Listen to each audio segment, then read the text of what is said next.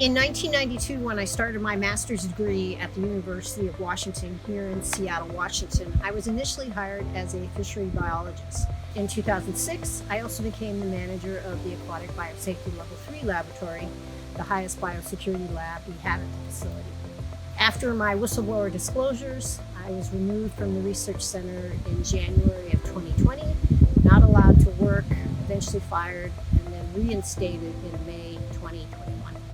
In July of 2017, everything came to a head. I reported to our center's Animal Care Committee incidents that compromised the health of our animal subjects and consequently the integrity of our experiments. Scientists weren't notified of water, temperature, and flow alarms.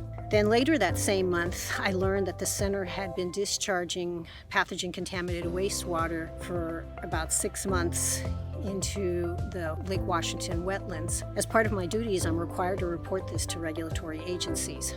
When I asked my supervisor which agencies had been informed, the response was intimidation by the center's leadership, and I was told I was behaving inappropriately when I asked these questions. I got scared, which was the impetus to reach out to Peer. When the severity of the retaliation started escalating, Peer counseled me in my options. I first reached out to the senior officials at the research center, trying to get help and hopefully resolve this situation internally. That didn't work. For example, the center director wrote to me and said that she did not want her subordinates questioning her decisions, and if I disagreed, I could file a complaint.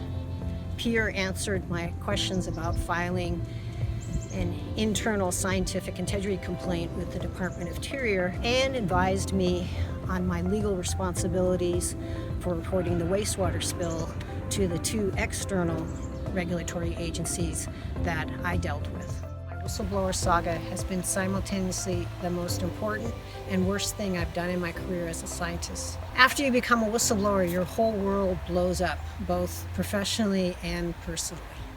I really wish that there had been a true acknowledgement of the issues that needed to be addressed, and that we, scientists, facility staff, and administrators, could work together to fix them. The continuous downplaying and exclusion of those who are raising these issues just exacerbates the problems.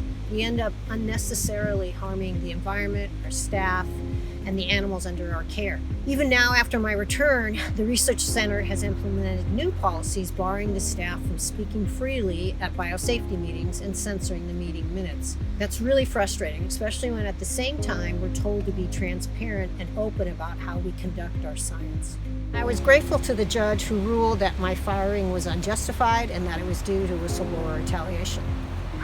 And then I was distraught that the Department of Interior and the USGS appealed the ruling, which now means it will be put forth before a 3-judge panel, but my case will not be back on the docket until 2026.